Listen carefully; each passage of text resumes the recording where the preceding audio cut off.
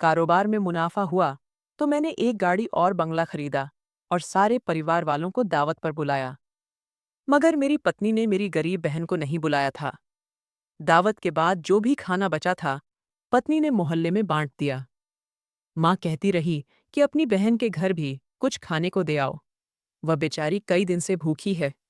मगर मैं अपनी पत्नी के कहने पर वहां नहीं गया। अचानक मेरी बहन का फोन आया और उसने मुझे बधाई दी और कहा, मैं और मेरे बच्चे कई दिन से भूखे हैं।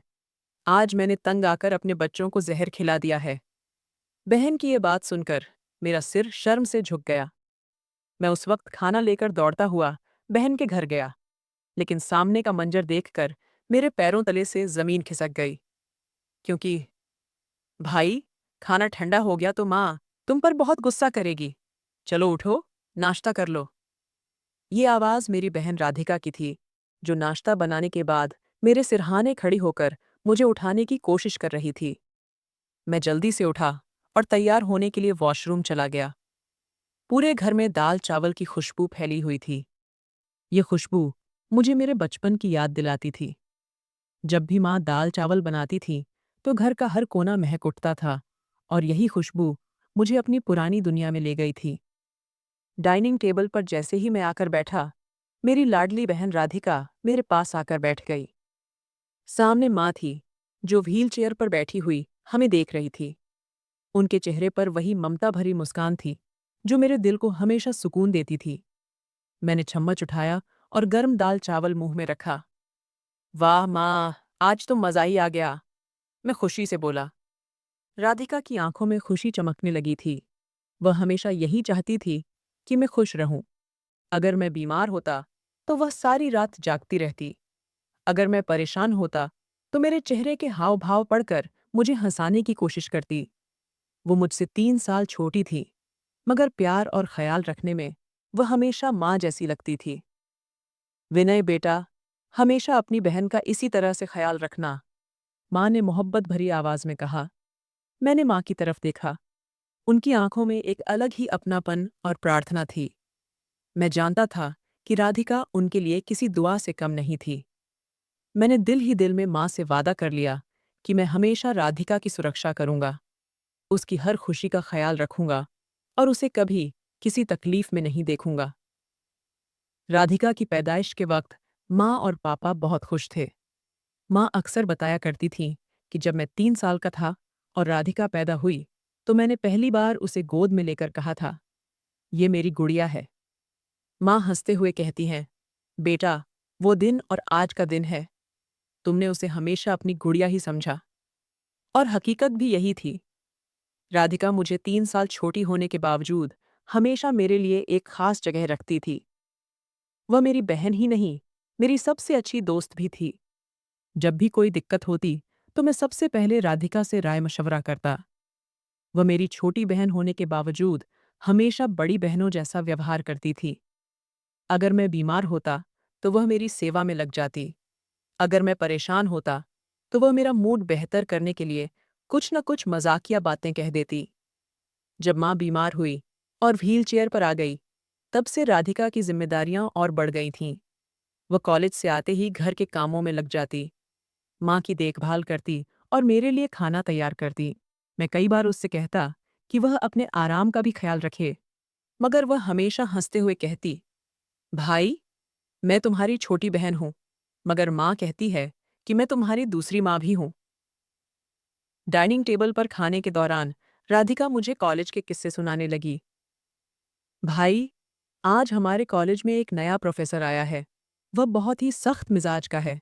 जैसे ही क्लास में दाखिल हुए, सबसे पहले यही सवाल किया कि आप सबने होमवर्क पूरा किया है या नहीं। और जैसे ही किसी ने कहा कि नहीं किया, तो उन्होंने डायरेक्ट रजिस्टर में उसका नाम लिख लिया। मैं हंसने लगा। तो तुमने होमवर्क किया था? राधिका ने शरारती मुस्कान के साथ कहा। मैंने तो किया था, पर प्रिया ने नहीं कर सकी थी, तो मैंने उसे अपना होमवर्क दे दिया।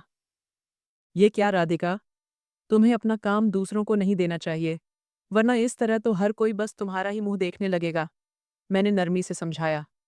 अरे भैया, वो मेरी दोस्त है। अगर हम दोस्तों की मदद नहीं करेंगे तो फिर ऐसी दोस्ती का फायदा ही क्या? राधिका ने बड़ी ही संजीदगी से कहा। मैं मुस्कुराकर सिर हिलाया। राधिका की सबसे बड़ी खूबी यही थी कि वह हर किसी की मदद के लिए हमेशा तैयार रहती थी, चाहे वह दोस्त हो, माँ हो या मैं। कभी भी वह किसी को मायूस नहीं करती थी। रात को जब मैं अपने बिस्तर पर लेटा तो दिन की सारी घटनाओं पर गौर करने लगा। राधिका की मासूमियत, माँ की मोहब्बत और हमारी जिंदगी की सादगी। हमारे पास बहुत ज्यादा दौलत नहीं थी, लेकिन हमारे पास जो कुछ था वह दुनिया की किसी भी दौलत से ज्यादा कीमती था। निस्वार्थ मोहब्बत, अपनापन और एक दूसरे के लिए ढेर सारे जज्बात। मैंने एक लंबी सांस ली और दिल में एक बार फिर माँ से किया हुआ वादा दोहराया। मैं हमेशा अपनी बहन का ख्याल रखूंगा। यही वादा मेरे दिल में उतर गया था और मैं जानता था कि जिंदगी के किसी भी मोड़ पर मैं राधिका को अकेला नहीं छोड़ूंगा। मेरे पापा अस्पताल की डिस्पेंसरी में काम करते थे और उनकी मेहनत और ईमानदारी की वजह से हमारा घर दूसरे लोगों के घरों से काफी अलग और उनके मुकाबले में बहुत खुशहाल था। पापा को ज्यादा परेशान होने की जरूरत नहीं थी, क्योंकि पापा का दिया हुआ सुकून और सहूलियत का माहौल हमें किसी कमी का एहसास नहीं होने देता था। हमारा 3 कमरों का एक साफ सुथरा बना घर बाकी घरों से अलग था, जहां प्यार और अपनेपन का राज था। मैं और राधिका अपनी पढ़ाई में व्यस्त थे और हमारा सबसे बड़ा सपना यही था कि जैसे ही मैं अपनी पढ़ाई पूरी करूं, एक अच्छी नौकरी हासिल करके अपने पापा के सपनों को पूरा कर सकूं। मैंने कई जगह इंटरव्यू दे चुका था और अब बस किसी अच्छे मौके की उम्मीद थी। राधिका जल्दी ही ग्रेजुएट होने वाली थी और हम सब मिलकर अपने भविष्य के सुहाने सपनों को बुन रहे थे। जिंदगी आम थी, मगर खूबसूरत थी। माँ का चेहरा हमेशा सुकून से भरा रहता था और पापा का सिर हमेशा गर्व से ऊंचा रहता था कि उनके बच्चे मेहनत से पढ़ रहे हैं और एक दिन उनके सपनों को हकीकत में बदल देंगे। लेकिन जिंदगी को शायद हमारी खुशियां पसंद नहीं आईं। एक दिन ने सब कुछ बदल दिया। वह एक साधारण सा दिन था। सूरज अपनी रोशनी बिखेर रहा था और मैं रोज की तरह कॉलेज से वापस आया था। राधिका हमेशा की तरह माँ के साथ व्यस्त थी और मैं अपनी नौकरी के सिलसिले में एक नए इंटरव्यू की तैयारी कर रहा था। माँ ने खाने की प्लेट मेरे सामने रखी ही थी कि अचानक फोन बजने लगा। फोन उठाते ही मेरे कानों में एक अजीब सी घबराहट भर गई। दूसरी तरफ से किसी अनजान आदमी की घबराई हुई आवाज आई। बेटा, तुरंत अस्पताल पहुंचो, तुम्हारे पापा का एक्सीडेंट हो गया है। मेरी सांसें लम्हा भर को रुक गईं। राधिका ने मेरी हालत देखी तो तुरंत माँ की तरफ देखा, जो हैरानी से मेरे चेहरे के हाव भाव पढ़ने की कोशिश कर रही थी। मेरे हाथों से फोन लगभग गिर गया और मेरे कदम अपने आप ही बाहर की तरफ भागने लगे। हम सब कुछ ही पलों में अस्पताल पहुंचे, मगर जो नज़ारा हमारी आंखों के सामने था उसने हमारे वजूद को हिलाकर रख दिया था। पापा सफ़ेद चादर में लिपटे थे। उनके चेहरे पर एक सुकून था, मगर वह हमेशा के लिए खामोश हो चुके थे। मैं अविश्वास से उन्हें देखता रहा। मेरे दिल की धड़कनें जैसे रुकती जा रही थीं। राधिका माँ के सीने से लगकर फूट फूट कर रोने लगी और माँ की आंखों में वह दर्द था जिसका अंदाज़ा सिर्फ वही लगा सकते हैं जिन्होंने अपना सब कुछ एक झटके में खो दिया हो। मेरा वह मजबूत बाप, जिसने हमेशा हमें संभाल कर रखा, कभी गिरने नहीं दिया, आज खुद राख के रूप में बदलने जा रहा था। पापा के देहांत के बाद जैसे हमारा सबसे बड़ा सहारा छीन गया था। मैं, जो पहले एक अच्छी नौकरी के सपने देख रहा था, अब मजदूरी के लिए दर-दर की ठोकरें खा रहा था। पापा की गैर मौजूदगी ने हमें बेसहारा और बेबस कर दिया था। उनके जाने के साथ ही हमारे वे तमाम रिश्तेदार भी गायब हो गए थे, जो कल तक हमें अपने खानदान का सबसे ज़रूरी हिस्सा समझते थे। बेटा, तुम फिक्र मत करो, भगवान सब ठीक कर देगा। माँ ने मुझे हौसला देने की कोशिश की, मगर मैं जानता था कि उनके दिल में तूफान उठ रहा था। राधिका दिन रात माँ के साथ लगकर उन्हें हिम्मत देती थी, मगर मैं जानता था कि उसकी आंखों में छुपे आंसुओं की कीमत कोई नहीं चुका सकता था। मैंने सोच लिया था कि अब मेरी जिंदगी का सिर्फ एक ही मकसद होगा। मैं अपनी माँ और बहन को हर तरह की तकलीफ से बचाकर रखूंगा। मैं हर जगह नौकरी तलाशने की कोशिश करता रहा, मगर हर दरवाज़ा मुझे बंद ही मिला। मेरे पास डिग्री तो थी, मगर कोई भी अनुभव नहीं था। जहां भी इंटरव्यू देने के लिए जाता, वहां मुझे अनुभव न होने की वजह से इनकार कर दिया जाता। फिर आखिरकार मैंने हार मानने की बजाय एक और रास्ता चुन लिया। मैंने मजदूरों के साथ काम सीखना शुरू कर दिया। दिन रात मेहनत की, शरीर छलनी हो जाता था, मगर मैंने कभी भी हिम्मत नहीं हारी। हर ईंट, हर पत्थर, हर ठेला मेरे लिए एक जरिया था अपनी माँ और बहन को बेहतर जिंदगी देने का। फिर देखते ही देखते कुछ महीने गुजर गए और मुझे इस काम में अच्छी खासी महारत हासिल हो गई थी। मैं अब एक आम मजदूर नहीं रहा था, बल्कि मिस्त्रियों के साथ काम सीखकर खुद को एक कारीगर बनाने की ठान ली थी। मेरी मेहनत को देखकर ठेकेदार भी बहुत खुश हुआ और अब वह खुद मुझे अच्छी जगह पर काम के लिए भेजने लगा था। पापा की पेंशन भी मिल रही थी और मेरी मेहनत से घर का गुजारा भी होने लगा था। जितनी भी मैं मेहनत कर रहा था, इसके बावजूद भी एक अजीब सी शिकायत हमेशा मेरे दिल में रहती थी। मैं अपने पिता को खो चुका था और अब मेरी जिंदगी सिर्फ मेहनत और कुर्बानी के नाम पर थी। माँ की तबीयत दिन ब दिन कमजोर होती जा रही थी और राधिका पहले से ज्यादा खामोश रहने लगी थी। एक रात जब मैं देर से घर आया, तो देखा राधिका माँ के पास बैठी कुछ लिख रही थी। मैंने उससे पूछा, राधिका, क्या कर रही हो? वह चौंक गई और तुरंत कागज छुपा दिया। मैंने नरमी से उसका हाथ पकड़ा और कहा, मुझसे कुछ छुपा रही हो? राधिका की आंखों में आंसू आ गए। उसने धीरे से कहा, भाई, मैं अपने दिल की बात लिख रही थी। पापा के जाने के बाद से मैं बहुत उदास हूँ, लेकिन माँ के लिए हंसती हूँ, तुम्हारे लिए मुस्कुराती हूँ, मगर अंदर से बहुत खाली महसूस करती हूँ। ये सुनकर मेरा दिल जैसे टूट गया। मैं जानता था कि मेरे पास राधिका को देने के लिए ज्यादा कुछ नहीं था, सिवाय प्यार और सुरक्षा के। मैंने उसे गले लगा लिया और दिल में एक और वादा किया, मैं तुम्हें कभी अकेला नहीं छोड़ूंगा। पापा के देहांत के बाद जिंदगी का एक नया सफर शुरू हो चुका था। मैंने मजदूरी से काम शुरू किया था, मगर वक्त के साथ साथ मेरी महारत बढ़ती गई और अब मैं खुद एक कारीगर के तौर पर पहचाना जाने लगा था। ठेकेदार मुझे अच्छे कामों के लिए भेजता था और मेरी मेहनत का फल यह था कि घर की माली हालत धीरे धीरे सुधरने लगी थी। पापा की पेंशन भी मिल रही थी और हमने अपनी ज़रूरत के मुताबिक जिंदगी जीने की आदत डाल ली थी। लेकिन जिंदगी सिर्फ आर्थिक हालत से नहीं चलती, उसमें जज्बात और रिश्ते भी बहुत ज़रूरी होते हैं। माँ की सबसे बड़ी फिक्र अब राधिका की शादी थी। एक दिन जब मैं काम से वापस आया, तो माँ ने मुझे बुलाकर कहा, बेटा, राधिका के लिए एक अच्छा रिश्ता आया है। ये सुनकर मेरे दिल में एक अजीब सी हलचल मच गई। राधिका अभी भी मेरी नज़र में वही छोटी सी बहन थी, जो मेरे साथ हंसती खेलती रहती थी, मेरे लिए खाना संभालती थी और मेरी छोटी छोटी परेशानियों को अपनी मानकर उनका हल निकालती थी। मुझे लगा जैसे मैं उसे खुद से अलग करने के लिए तैयार नहीं हूं। मैंने तुरंत कहा, पहले मेरी शादी करिए, फिर राधिका की। माँ ने गहरी सांस ली और मुझे प्यार से देखा। बेटा, बेटियां तो पराया धन होती हैं। उनके अच्छे नसीब का दरवाज़ा जब खुल जाए, तो देर नहीं करनी चाहिए। मैंने माँ की बात पर ध्यान दिया और अंततः उस रिश्ते के लिए तैयार हो गया। जिस लड़के का रिश्ता आया था, वह अच्छे घराने से था। वह अपने माँ बाप का इकलौता बेटा था। उसकी माँ भी स्नेही थी और पिताजी भी बहुत समझदार। राधिका की किस्मत अच्छी थी कि उसे ऐसा घर मिला जहाँ सभी ने उसे अपनी बेटी की तरह अपनाया। जब राधिका की शादी का दिन आया, तो मेरे दिल में कई भाव एक साथ उमड़ पड़े। मैं खुश था कि वह अच्छे घर जा रही है, लेकिन एक भाई की हैसियत से ऐसा लग रहा था कि जैसे मेरी जिंदगी का सबसे कीमती हिस्सा मुझसे दूर हो रहा है। विदाई के समय जब राधिका मुझसे लिपट कर रोते हुए बोली, भाई, अपना और माँ का ख्याल रखना, ये सुनकर मेरी आंखें भर आईं। मैंने उसके सिर पर हाथ रखा और कहा, राधिका, तुम जहां भी रहो, हमेशा खुश रहो।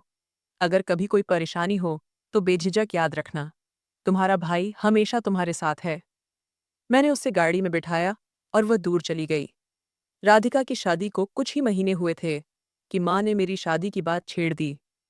अब मैं भी काम में तरक्की कर चुका था। आमदनी पहले से बेहतर हो गई थी और माँ चाहती थी कि मैं भी अपना घर बसा लूं। बेटा, तुम भी अब अपना घर बसा लो, माँ ने एक दिन बड़ी नरमी से कहा। मैंने कहा, माँ, अभी कुछ वक्त और रुक जाइए, मुझे अभी और भी कुछ ज़रूरी काम संभालने हैं।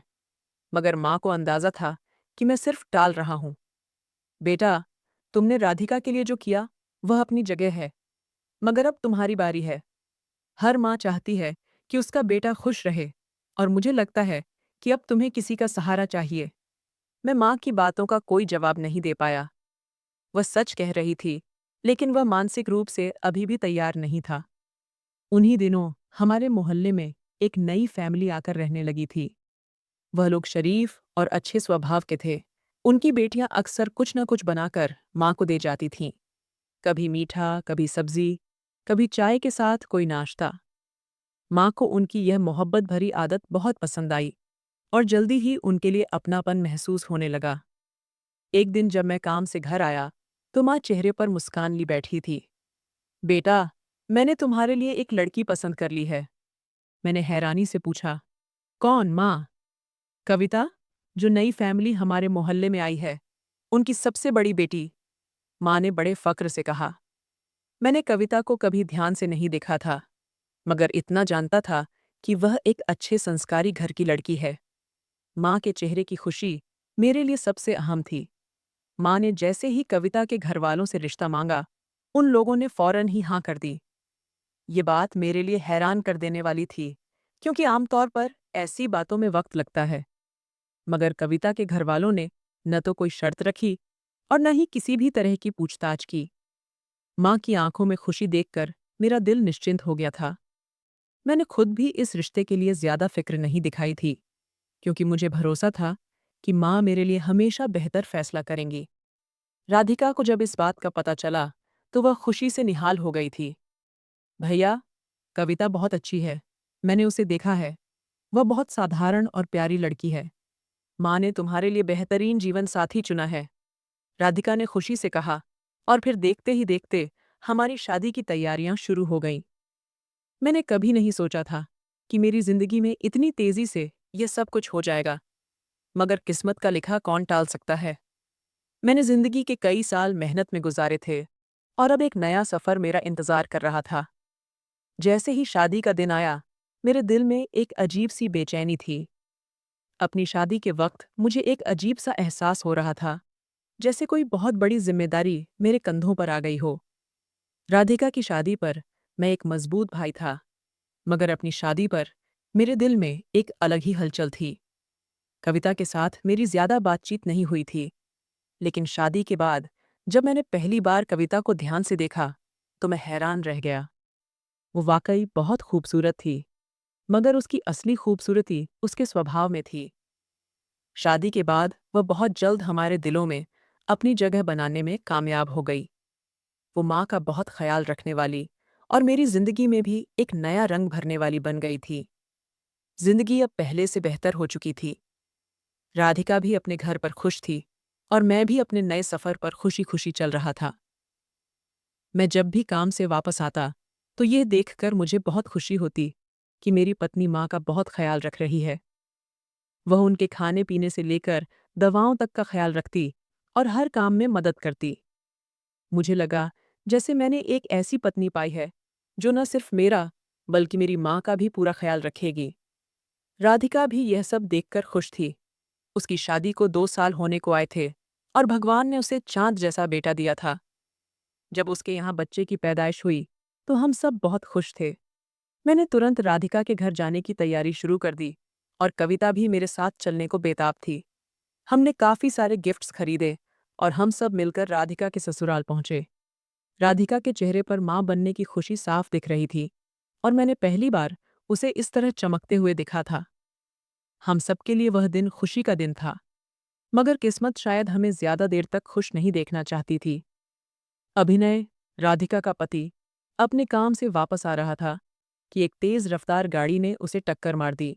हादसा इतना गंभीर था कि वह मौके पर ही दम तोड़ गया। ये खबर हमारे लिए किसी कयामत से कम नहीं थी। मैं जब यह सुनकर बैठा, तो मेरा दिल जैसे धड़कना ही भूल गया था। राधिका का खुशियों से भरा घर उजड़ गया था, और मैं सपने में भी यह बात सोच नहीं सकता था कि वह किस तकलीफ से गुजर रही होगी। जब हम अस्पताल पहुंचे, तो वहां का नज़ारा देखकर मेरी टांगें कांपने लगी थीं। राधिका बेहोश थी और माँ सदमे की वजह से चुप बैठी हुई थी। मैंने अपनी बहन के चेहरे पर वो बेबसी देखी जो शायद मैं कभी भूल भी न पाऊं। वह खुश थी, अपनी जिंदगी में मगन थी, मगर एक लम्हे ने सब कुछ बदल कर रख दिया था। मैंने माँ की तरफ देखा, वह सदमे में थी। कविता भी अपनी आंखों में आंसू लिए खामोश खड़ी थी। जब राधिका को होश आया तो उसका सबसे पहला सवाल यही था, भाई, अभिनय कहाँ है? मैं उस वक्त कुछ बोलने की हिम्मत नहीं कर पा रहा था। मैंने उसके हाथ पकड़े, मगर वह बार बार वही सवाल दोहरा रही थी। जब उसे सच्चाई का पता चला तो उसने चिल्ला चिल्ला कर रोना शुरू कर दिया। ये सब देखकर मेरी आत्मा कांप गई। मैंने राधिका को अपने गले से लगाया, मगर वह बस यही कह रही थी, ये कैसे हो सकता है? वह मुझे कैसे छोड़कर जा सकता है? वह दिन हमारी जिंदगी के सबसे मुश्किल दिनों में से एक था। अभिनय की अर्थी उठी तो राधिका की हालत ऐसी थी कि लगता था कि वह भी साथ ही चली जाएगी। मैंने अपनी बहन को इतना कमजोर कभी नहीं देखा था। वो जो हमेशा हंसती मुस्कुराती रहती थी, आज एक बेजुबान बुत की तरह जमीन पर बैठी थी। माँ उसके पास बैठी उसे तसल्ली देने की कोशिश कर रही थी, मगर हम सब जानते थे कि उसका दुख ऐसा है जो किसी के भी शब्दों से कम होने वाला नहीं था। अंतिम संस्कार के बाद राधिका के ससुराल वालों ने उससे कहा कि वह अपने बेटे के साथ वहीं रहे। उसकी सास ने कहा, बेटा, अब तुम ही मेरे बेटे की आखिरी निशानी हो। मैं तुम्हें कहीं भी जाने नहीं दूंगी। मैंने राधिका को देखा, वह आंसुओं में डूबी हुई थी। मैं चाहता था कि वह हमारे साथ चले, मगर मैं जानता था कि उसके लिए अपने पति का घर छोड़ना आसान नहीं होगा। हम वापस आ गए, मगर हमारे दिलों में एक बहुत बड़ा दुख था। मैं सोच भी नहीं सकता था कि राधिका की जिंदगी इतनी जल्दी इस मोड़ पर आ जाएगी। कविता ने मुझे हिम्मत देने की कोशिश की, मगर मैं जानता था कि इस हादसे के बाद अब कुछ भी पहले जैसा नहीं रहेगा। रात को जब मैं बिस्तर पर लेटता तो अभिनय का चेहरा लगातार मेरी आंखों के सामने घूमने लगता। वह एक बहुत अच्छा इंसान था जिसने हमेशा मेरी राधिका का ख्याल रखा था। मैंने उसे खुद खुशमिजाज और मोहब्बत करने वाला पति पाया था, मगर अब वह नहीं था और मेरी बहन का भविष्य एक बहुत बड़ी परीक्षा में था। मैंने दिल ही दिल में प्रार्थना की, हे भगवान, राधिका को हिम्मत देना, उसे सब्र देना, ताकि वह इस मुश्किल से निकल सके। इस परीक्षा की घड़ी में वह मजबूत साबित हो। ये जिंदगी भी अजीब है, कभी खुशियां देती है तो कभी अचानक सब कुछ छीन लेती है। मैंने सोचा था कि राधिका हमेशा अपने घर में खुश रहेगी, मगर मैं नहीं जानता था कि उसका भविष्य क्या होगा।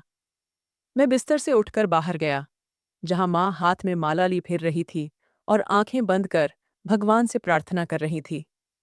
मैं उनके पास जाकर सिर झुका दिया। बेटा, भगवान से प्रार्थना करो, वह सब ठीक करेगा। माँ की आवाज में दुख था, मगर उम्मीद भी थी। मैंने आसमान की तरफ देखा और दिल में सोचा, क्या मेरी बहन की खुशियां कभी वापस आ पाएंगी? अभिनय के जाने के बाद जब सब कुछ खामोश हो गया तो मैंने राधिका से कहा कि वह हमारे साथ घर वापस चल चले। वो इस समय के बाद बहुत ज्यादा कमजोर हो चुकी थी और मैं चाहता था कि वह कुछ वक्त के लिए ही सही हमारे पास आकर संभल जाए। मगर जैसे ही मैंने यह बात कही, उसकी सांस रोने लगी और कांपती हुई आवाज में कहने लगी, बेटा, मेरा पोता ही अब मेरा आखिरी सहारा है। राधिका को मुझसे मत छीनो। राधिका के चेहरे पर दुख और बेबसी थी। मैं जानता था कि वह भी अपने पति का घर छोड़कर जाना नहीं चाहती थी। यही वह घर था जहां उसने सपने देखे थे, जहां वह अभिनय के साथ खुश रही थी और जहां अब उसकी यादें बसी हुई थीं। मैंने कुछ देर खामोशी से राधिका की आंखों में देखा और फिर धीरे से सिर हिलाकर कहा, ठीक है राधिका, अगर तुम यही चाहती हो तो मैं कुछ नहीं कहूंगा, मगर याद रखो कि मैं हमेशा तुम्हारे साथ हूं। मैं राधिका के ससुराल से वापस आ गया, मगर घर में सब कुछ बदला बदला सा महसूस हो रहा था। माँ गहरी सोच में डूबी रहती थी। कविता भी ज्यादा बात नहीं कर रही थी और मैं खुद भी अंदर से बिखरा हुआ था। मेरी शादी को 1 साल होने वाला था, मगर जिंदगी में खुशियां कम होती जा रही थीं। कविता दिन ब दिन चिड़चिड़ी होती जा रही थी। पहले तो मैंने उसे नज़रअंदाज किया, मगर फिर मुझे एहसास हुआ कि उसकी बेचैनी की एक वजह है। उसे बार बार यह महसूस होता था कि वह माँ क्यों नहीं बन पा रही है। वह जगह जगह डॉक्टरों के पास जा रही थी, तरह तरह की दवाइयां ले रही थी, मगर कोई भी नतीजा नहीं निकल रहा था। मैं जानता था कि उसे यह फिक्र अंदर ही अंदर खा रही है कि वह माँ बन भी पाएगी या नहीं, मगर मैं हमेशा उसे तसल्ली देने की कोशिश करता। कविता, हमें सब्र रखना चाहिए। भगवान को जो मंजूर होगा वही होगा। मगर मेरी बातें अब उसके लिए बेकार हो गई थीं। वह दिन ब दिन और भी ज्यादा कड़वाहट से भरती जा रही थी, और इस कड़वाहट का असर अब मेरी माँ पर भी पड़ने लगा था। जो कविता पहले माँ की सेवा में कोई भी कमी नहीं करती थी, अब उनसे बेरुखी से पेश आने लगी थी। पापा के बाद मैं हमेशा माँ का सहारा बनने की कोशिश करता रहा था, और जब राधिका की शादी हो गई थी, तब भी मैंने अपने दिल में यह फैसला किया था कि मैं उनका हमेशा ख्याल रखूंगा। मैं हर महीने राधिका को खर्च भेजता था, ताकि उसे किसी के भी आगे हाथ न फैलाना पड़े। वह खुद भी मेहनत कर रही थी, मगर मैं नहीं चाहता था कि वह अपनी ज़रूरतों के लिए परेशान हो। मगर जब कविता को इस बात का एहसास हुआ, तो उसने हंगामा खड़ा कर दिया। तुम्हें अपनी बहन की इतनी फिक्र है, और तुम्हारी अपनी पत्नी का क्या? मैं तुम्हारे लिए कोई मायने नहीं रखती। वो गुस्से में चिल्लाई। कविता, राधिका को इस मदद की ज़रूरत है। वो अकेली है। मैंने उसे समझाने की बहुत कोशिश की, मगर वह और भी ज्यादा भड़क गई। अकेली कैसे है? उसके पास उसकी सास है, उसका बच्चा है। और तुम्हारा क्या ख्याल है? मैं अकेली नहीं हूं। मैं यहां तुम्हारे लिए हूं। मगर तुम्हें तो सिर्फ अपनी बहन की परवाह है। ये सब रोज रोज बढ़ने लगा था। पहले तो मैंने उसका गुस्सा नजरअंदाज किया, मगर जब उसने माँ के साथ कठोरता और बदतमीजी की, तो मुझे सहन नहीं हुआ। बेटा, अगर कविता को तुम्हारी बहन की मदद करने से दिक्कत हो रही है, तो बस अब राधिका को पैसे मत भेजा करो। हम उसका कोई और बंदोबस्त कर लेंगे। मुझे माँ की बातों पर बहुत दुख हुआ। वह जानती थी कि मैं अपनी बहन को कैसे छोड़ सकता हूँ, मगर घर का सुकून बनाए रखने के लिए उन्होंने अपनी ममता को पीछे कर दिया था। मैं माँ के कदमों में बैठ गया और कहा, माँ, आपने हमेशा मुझे सिखाया है कि बहन का हक़ किसी और से पहले होता है। फिर आज आप यह क्यों कह रही हैं? बेटा, मैं तुम्हारे घर का सुकून खराब होते हुए नहीं देख सकती हूँ। कविता तुमसे नाराज है, और मैं नहीं चाहती कि तुम्हारी शादी में कोई भी कड़वाहट पैदा हो। मैं माँ के चेहरे को देखकर बेबस हो गया। वह नहीं चाहती थी कि मैं राधिका से रिश्ता तोड़ूं, मगर कविता के अंदर भर रही नफरत से भी वह डर रही थी। मैंने फैसला कर लिया था कि अब मैं कविता को बताए बिना ही राधिका की मदद करूंगा। अब मैं चुपके चुपके अपनी बहन के घर कुछ न कुछ पैसे पहुंचा देता था, कभी किसी दोस्त के जरिए, तो कभी खुद जाकर, और कभी कोई बहाना बनाकर। मगर मैं नहीं जानता था कि मेरी छुपी हुई मदद का राज कब तक छुपा रहेगा। कविता के दिल में मेरे लिए तलखी बढ़ती जा रही थी। वह अब न सिर्फ मेरी बहन, बल्कि मेरी माँ से भी दूर होने लगी थी। माँ की आंखों में वही पुरानी ममता थी, मगर उनकी खामोशी सब कुछ बयां कर रही थी। ये शादी अब सिर्फ एक रिश्ते का नाम रह गई थी, जिसमें मोहब्बत कम और शिकायतें बहुत ज्यादा हो चुकी थीं। कभी कभी रात को मैं जागता और सोचता कि यह सब कहाँ गलत हो गया। क्या कविता ठीक कह रही थी? क्या मैं अपनी बहन को ज्यादा ही अहमियत दे रहा था? मगर दिल हमेशा एक ही जवाब देता, बहन का हक सबसे पहले होता है। अगर जिंदगी ने और भी इम्तिहान लेने थे, तो मैं नहीं जानता था कि आगे क्या होने वाला है। मगर यह जरूर महसूस कर रहा था कि तूफान करीब है, और मैं उसके लिए अभी तैयार नहीं था। मैं अब एक कामयाब ठेकेदार बन चुका था। मजदूरी से लेकर काम सीखने और फिर खुद काम देने तक का सफर आसान नहीं था, मगर मैंने कभी हिम्मत नहीं हारी थी। मेरे लिए सबसे बड़ी खुशी यही थी कि अब मैं अपनी बहन राधिका की छिपकर मदद कर सकता था। कविता के तीखे रवैये की वजह से मैं उसे खुलकर कुछ भी नहीं दे सकता था, मगर मैं हर मुमकिन कोशिश करता कि राधिका को किसी भी चीज की कमी न हो। राधिका खुद भी मेहनत मजदूरी करके अपना गुजारा कर रही थी। उसने सिलाई का काम शुरू कर दिया था, और अपने बेटे की ज़रूरतें पूरी करने की कोशिश कर रही थी। मैं जब भी मौका मिलता, उसके लिए कुछ न कुछ भेज देता। कभी कपड़े, कभी दवाइयाँ, कभी थोड़े से पैसे। वह हमेशा शुक्रिया अदा करती, मगर मैं जानता था कि वह ये सब खुशी से नहीं ले रही थी। बल्कि सिर्फ अपने बेटे के लिए स्वीकार कर रही थी। जिंदगी बहुत मुश्किल थी, मगर जैसे तैसे चल रही थी। लेकिन फिर वो दिन आया जिसने मेरी बहन को एक और बहुत बड़े इम्तिहान में डाल दिया था। राधिका का बेटा अचानक बहुत बीमार हो गया। उसे तेज बुखार था और 2 दिन में उसकी हालत इतनी ज्यादा बिगड़ गई कि वह बेहोश होने लगा। राधिका ने घर में जो भी दवाइयां रखी थीं, वे सारी आजमा लीं, मगर उसके बेटे पर कोई असर नहीं हुआ। जब वह अस्पताल लेकर गई, तो डॉक्टर ने कहा कि बच्चे को फौरन एडमिट कराना होगा, वरना उसकी हालत और भी ज्यादा बिगड़ सकती है। राधिका के पास अस्पताल के खर्चों के लिए पैसे नहीं थे। उसने पहले अपनी सास से मदद मांगी, मगर वह खुद परेशान हालत में थी। ज्यादा कुछ नहीं कर सकती थी, सिर्फ प्रार्थना कर सकती थी। आखिरी उम्मीद के तौर पर राधिका अपने मायके चली आई। वह बहुत रो रही थी। उसकी आंखों में डर और बेबसी थी। जैसे ही वह घर पहुंची, माँ ने उसे देखा और तुरंत अपनी व्हीलचेयर से उठने की कोशिश की। राधिका, क्या हुआ बेटी? तुम इतना क्यों रो रही हो?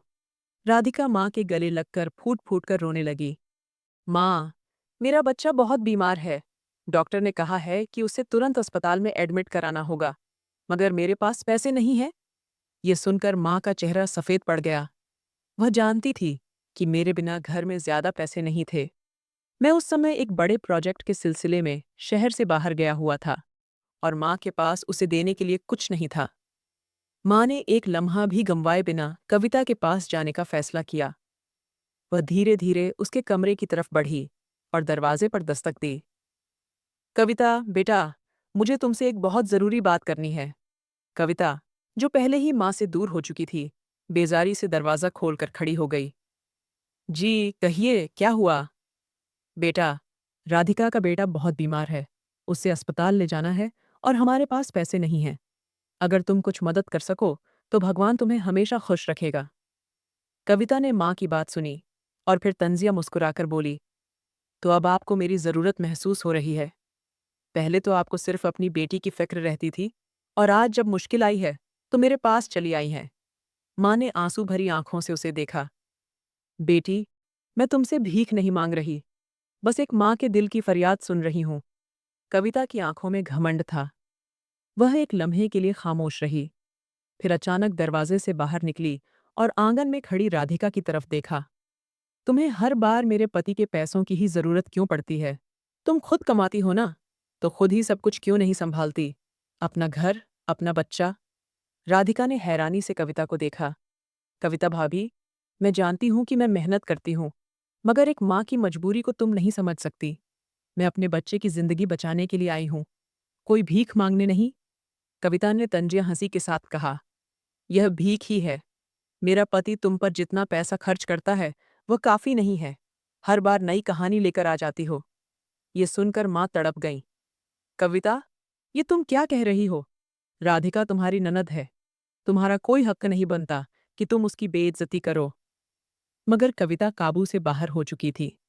उसने माँ की बात को नजरअंदाज करते हुए राधिका की तरफ गुस्से में कदम बढ़ाए और उसे धक्का दे दिया। राधिका अपनी जगह से लड़खड़ा गई। उसके चेहरे पर अविश्वास साफ दिख रहा था। निकल जाओ मेरे घर से और दोबारा कभी मदद मांगने मत आना। ये नज़ारा पूरे मोहल्ले ने देखा। कुछ औरतें हैरानी से दरवाजों से झांक रही थीं। कुछ ने आपस में बातें करना शुरू कर दी थीं।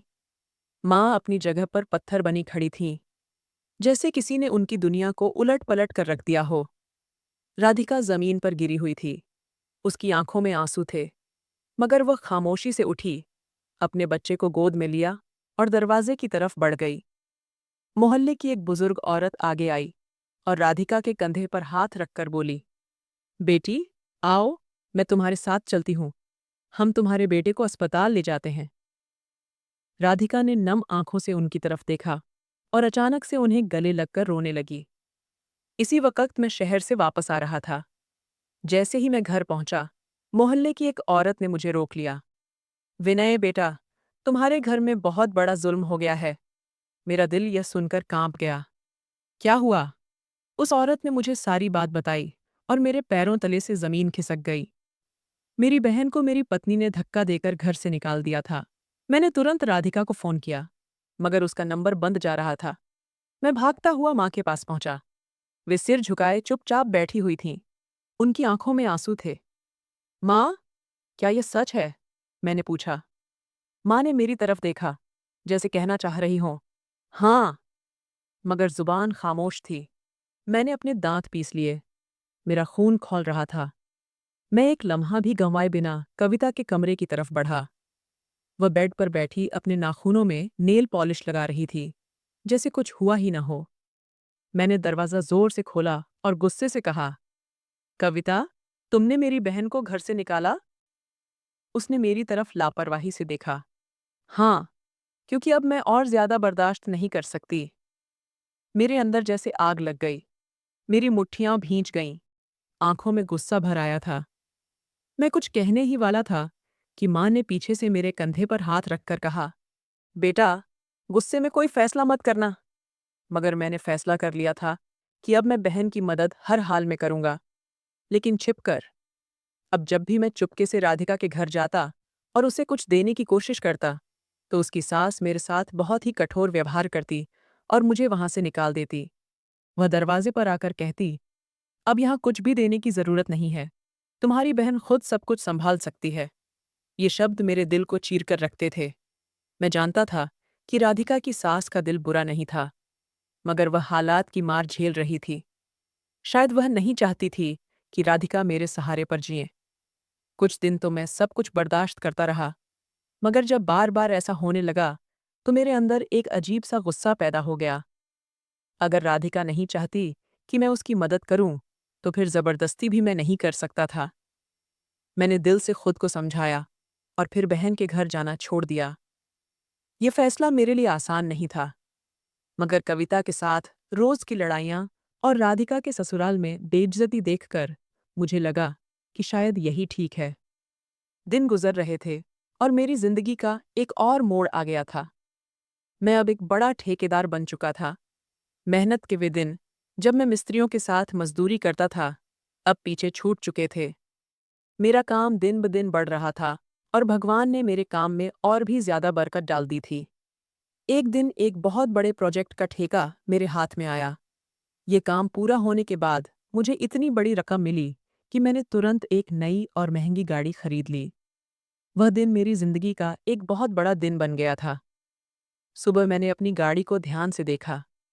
दिल में खुशी की एक लहर दौड़ गई कि आज मैं उस मुकाम पर पहुंच चुका हूं जहां कभी सपने में भी नहीं सोच सकता था। मैंने गाड़ी को चमकाते हुए कविता की तरफ देखा। वह भी बहुत खुश लग रही थी। विनय, हमें इस गाड़ी की खुशी में भगवान के नाम पर खाना बांटना चाहिए, कविता ने कहा। मैं हैरानी से उसे देखने लगा। ये बात तुमने कही है? हाँ, क्यों नहीं। भगवान ने हमें दिया है तो हमें भी देना चाहिए ना, कविता ने मुस्कुराते हुए कहा। ये सुनकर मुझे बहुत खुशी हुई। मैंने सोचा, शायद कविता का दूसरी बार दिल अब नरम हो रहा है। ये बात बहुत अच्छी थी। कविता, चलो, आज हम ढेर सारा खाना बनवाते हैं और पूरे मोहल्ले में बांटते हैं, मैंने तुरंत कहा। मैंने कैटरिंग वाले को कॉल किया और कहा कि शाम तक खाना बनकर तैयार हो जाना चाहिए। कविता यह सुनकर खुश हो गई और खुद भी खाने के सारे इंतजाम में लग गई। लेकिन इसी दौरान मैंने महसूस किया कि माँ सुबह से ही उदास थीं। वह व्हील चेयर पर बैठी थीं। उनकी आंखों में नमी थी। मैंने कई बार उनसे पूछने की कोशिश की, माँ, क्यों परेशान हैं आप? सुबह से रो रही हैं। मगर माँ ने हर बार चुप्पी साध ली। बस सिर झुका लेतीं और हाथ के इशारे से कहतीं कि कुछ नहीं हुआ। लेकिन मुझे अच्छे से पता था कि कुछ न कुछ जरूर हुआ है। शायद माँ राधिका के बारे में सोच रही थीं, या शायद उन्हें याद आ रहा था कि जब पापा जिंदा थे तो हमारे घर में कैसी खुशियां थीं। शाम तक खाने के बड़े बड़े बर्तन आ चुके थे। कविता भी पूरे जोश से काम कर रही थी। पूरे मोहल्ले में खाना बांटने की तैयारी चल रही थी। मैंने माँ को दोबारा ध्यान से देखा। वह खामोशी से आंगन में ताक रही थीं, जैसे कुछ कहना चाह रही हों, मगर कह नहीं पा रही हों। मैं जब कमरे में ट्रे रखने के लिए कदम बढ़ाया, तो माँ ने मुझे पुकार लिया। बेटा, एक बात कहूँ? मैं तुरंत उनके पास गया और बोला, हाँ, कहिए माँ। माँ की आंखों में आंसू थे। उन्होंने धीरे से कहा, बेटा, कुछ खाना अपनी बहन को भी भेज देना। वह भूखी है। ये सुनकर मेरे पैरों तले से जमीन खिसक गई। क्या माँ, राधिका भूखी है? माँ ने सिर झुका लिया, जैसे उनकी हिम्मत नहीं हो रही थी कि और कुछ बोल सकें। मेरी सांस रुकने लगी। राधिका भूखी थी। मेरी बहन, जो कभी हंसाती थी, जो मुझे हमेशा कहती थी, भाई, मैं खुद सब संभाल लूंगी, वह भूखी थी। मुझे एक झटका लगा। मैंने तुरंत कविता की तरफ देखा। वो खुशहाल अंदाज में खाने के सारे अरेंजमेंट्स देख रही थी। मुझे याद आया कि आज सुबह कविता ने मुझसे कहा था कि मोहल्ले में खाना बांटना चाहिए। मगर मेरी बहन, मैंने माँ की आंखों में गहराई से देखा। मैंने एक पल के लिए कविता के बारे में सोचा, मगर फिर माँ के शब्द कानों में गूंजने लगे, बेटा, कुछ खाना अपनी बहन को भी भेज देना, वह बहुत भूखी है। मुझे गुस्सा भी आ रहा था और दुख भी हो रहा था। मैंने मन में कहा, माँ, फिक्र मत करिए, मैं राधिका के लिए खाना लेकर जा रहा हूँ। जैसे ही मैंने किचन की ओर कदम बढ़ाया, कविता ने तीखी नजरों से मुझे घूरा। विनय, तुम कहाँ जा रहे हो? राधिका के लिए खाना लेकर जा रहा हूँ, मैंने गुस्से में जवाब दिया। कविता के चेहरे पर एक अजीब सी मुस्कान आई, जैसे वह यही सुनने के लिए खड़ी थी। पहला अधिकार पड़ोसियों का होता है, विनय, अगर खाना बच गया तो दे देना। ये कहकर उसने खुद खाने की बड़ी प्लेट बाहर भिजवाई। मेरा दिल जैसे किसी ने मुट्ठी में भींच लिया हो। मैं खामोशी से खड़ा था। मेरी आंखों के सामने वह लम्हा था जब मैं राधिका की शादी के दिन उससे वादा कर रहा था, राधिका, मैं हमेशा तुम्हारा ख्याल रखूंगा। मगर आज मेरी बहन भूखी थी। कविता ने पूरे मोहल्ले में खाना बांट दिया और मैं बेबसी से सब कुछ देखता रहा। माँ की आंखों में आंसू थे, मगर कुछ कह नहीं सकीं। सब कुछ निपट जाने के बाद मैंने जरूरी काम का बहाना बनाया और घर से निकल गया। एक होटल से अच्छा खाना पैक कराया और सीधा राधिका के घर पहुंचा। दरवाजे पर दस्तक दी तो मेरे छोटे से मासूम भांजे ने दरवाजा खोला। उसकी हालत देखकर मेरे पैरों तले से जमीन खिसक गई। वह जमीन पर घिसट कर चल रहा था, क्योंकि उसकी टांगें सूख चुकी थीं। मेरी बहन थी और उसके ससुराल वालों की हालत देखकर पता चला कि वह लोग 3 दिन से सिर्फ पानी और सूखी रोटी पर गुजारा कर रहे थे। ये देखकर मेरा दिल दर्द से फट गया। मैंने अपनी बहन को रोते हुए सीने से लगा लिया और फैसला कर लिया कि अब किसी को मेरी बहन पर जुल्म नहीं करने दूंगा। बहन, तुम लोगों की यह हालत कैसे हो गई? मैंने कांपती आवाज में पूछा। राधिका ने मेरी तरफ देखा। उसकी आंखों में आंसू थे। भाई, हम 3 दिन से सिर्फ पानी और सूखी रोटी पर ही जी रहे हैं। आज शाम को भी सिर्फ पानी और कुछ टुकड़े ही मिले थे। मेरा दिल जैसे मुट्ठी में आ गया हो। तुमने मुझे फोन क्यों नहीं किया? मैंने किया था भैया, मगर आपका नंबर बंद जा रहा था और माँ ने कविता से मदद मांगी तो उसने हमें धक्के देकर निकाल दिया। ये सुनते ही मेरा खून खौल उठा। मुझे लगा जैसे दिमाग सुन्न हो गया हो। मैंने खाना उसके सामने रखा और राधिका के बेटे को गोद में लेकर उसके सिर पर हाथ रखा। आज के बाद तुम्हें किसी के आगे हाथ फैलाने की जरूरत नहीं है। मैंने गुस्से में राधिका का हाथ पकड़ा और सीधा उसे अपने घर ले आया।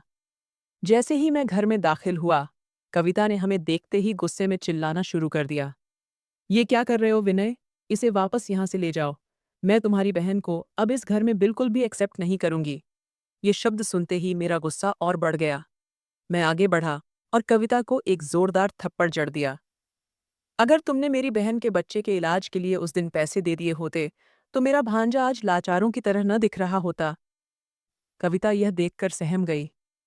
माँ और राधिका तुरंत मेरे सामने आ गईं। बेटा, गुस्से में कोई गलत हरकत मत करो। माँ ने मुझे रोकने की कोशिश की। राधिका ने भी हाथ जोड़कर कहा, भैया, प्लीज कविता को माफ कर दो। लेकिन मैं भला उसे क्या माफ करता? कविता के सिर पर तो नफरत का भूत सवार था। वो मुझे सबक सिखाना चाहती थी, जताना चाहती थी कि शादी के बाद एक पति के लिए सिर्फ और सिर्फ उसकी पत्नी जरूरी होती है और कोई नहीं। और इसी के चलते कि मुझे अपनी गलती का एहसास हो कि मैंने उसे न चुनकर अपनी बहन को चुना। उसने अपने मायके जाने का फैसला कर लिया। राधिका और माँ ने उसे रोकने की बहुत कोशिश की। मुझे भी समझाया कि मैं उसे रोकूं, लेकिन मैं बहुत अच्छे से जानता था कि अब कविता को बातों से समझाया नहीं जा सकता। जब तक वह खुद अपनी गलती का एहसास न करे, तब तक उससे कोई उम्मीद करना बेकार था और इसी वजह से मैंने उसे नहीं रोका। उसे यह समझ नहीं आ रहा था कि वह खुद को मेरी बहन के साथ बराबरी में रख रही थी, जबकि वह यह भूल रही थी कि जितनी ज़रूरी मेरे लिए मेरी माँ और बहन है, उतनी ही वह भी है। लेकिन वह चाहती थी कि मेरी ज़िंदगी में बस सिर्फ उसका ही वजूद रहे और किसी का नहीं। कविता के जाने के बाद मुझे उसकी कमी ज़रूर महसूस होती थी, लेकिन मैं भगवान पर भरोसा रखकर सिर्फ इस उम्मीद में जी रहा था कि एक दिन वह अपने की माफ़ी मांगेगी और उसे अपनी गलती का एहसास होगा कि उसने कितना गलत फैसला लिया था। मेरी माँ और राधिका को इस बात का बहुत दुख था कि उनकी वजह से मेरी बसी बसाई गृहस्थी उजड़ गई और इसीलिए वे हर वक्त उदास रहती थीं। लेकिन मैंने उन्हें समझाने की कोशिश की कि कभी-कभी कुछ नया बसाने के लिए पहले उजाड़ना भी ज़रूरी होता है। पर उस समय उन्हें मेरी यह बात समझ नहीं आ रही थी। धीरे-धीरे समय बीतता गया। तकरीबन 1 महीने बाद एक दिन शाम के वक़्त दरवाज़ा बजा। मैंने दरवाज़ा खोला तो सामने कविता खड़ी थी। उसकी हालत बहुत ख़राब थी। मुझे देखते ही वह मेरे पैरों में गिर पड़ी और फूट-फूट कर रोने लगी। मैंने उसे तुरंत उठाया और अंदर बिठाकर पानी पिलाया। राधिका और माँ भी चुपचाप उसे देख रही थीं। हम में से किसी को भी समझ में नहीं आ रहा था कि यह क्या हो गया। कविता ने तुरंत उठकर मेरी माँ और राधिका से माफ़ी मांगी। उसने कहा, मुझसे बहुत बड़ी गलती हो गई। मेरा दिमाग 7वें आसमान पर पहुंच चुका था। मैं ये कैसे भूल गई कि विनय सिर्फ मेरा पति नहीं, किसी का बेटा और किसी का भाई भी है। जब मैं अपने मायके गई और वहां खुद अपने किए हुए रवैये को अपनी भाभी के रूप में देखा, तब मुझे एहसास हुआ कि मैं कितना गलत कर रही थी। मेरी भाभी हर वक्त मेरे भाई को हम बहनों और माँ से दूर करने की कोशिश करती थी। अगर मेरा भाई थोड़ा बहुत भी हमारी मदद कर देता या माँ के लिए कुछ खरीद लाता, तो वह हंगामा मचा देती थी। मुझे उस पर बहुत गुस्सा आता था। मैं यही सोचती थी कि शादी हो गई है, तो क्या अब उसका हमसे कोई रिश्ता नहीं रहा? तब मुझे एहसास हुआ कि यही सब तो मैं भी आप लोगों के साथ कर रही थी। जब यह दुख मैंने खुद सहा, तब मुझे समझ में आया कि राधिका को कितना बुरा लगता होगा और माँ जी, आपने भी तो कितना कुछ सहा होगा। मेरी माँ तो मेरी भाभी के व्यवहार से दिन रात रोती रहती थी। ये सब देखकर मुझे महसूस हुआ कि मेरी सास भी इसी तरह घुट-घुट कर जी रही होंगी। यहाँ से जाने के बाद जितने दिन भी मैं अपने मायके में रही, हर रोज़ भाभी की जली-कटी बातें सुनती रही। लेकिन मुझ में इतना घमंड था कि आप सबको गलत साबित करने के लिए मैं वहाँ अपनी बेइज्जती करवाने के बाद भी रुकी रही। आज मेरी भाभी ने मुझे धक्के मारकर घर से निकाल दिया। मैंने जो सुलूक राधिका के साथ किया था, आज वही भगवान ने मुझे मेरे कर्मों के साथ लौटा दिया। मैं अपने किए पर बहुत शर्मिंदा हूँ और आप सबसे माफ़ी चाहती हूँ। मुझे अब अच्छे से एहसास हो गया है कि मैं कितनी बड़ी गलती कर रही थी और अपनी गृहस्थी को खुद ही बर्बाद कर रही थी।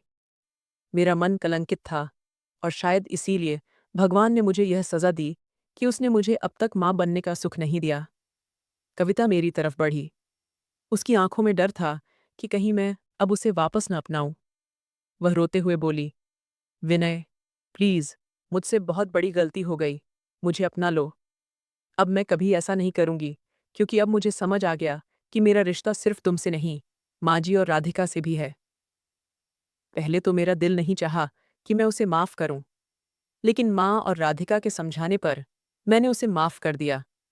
मगर मेरे दिल में उसके लिए इज्जत का वह मुकाम अब नहीं रहा, जो पहले था।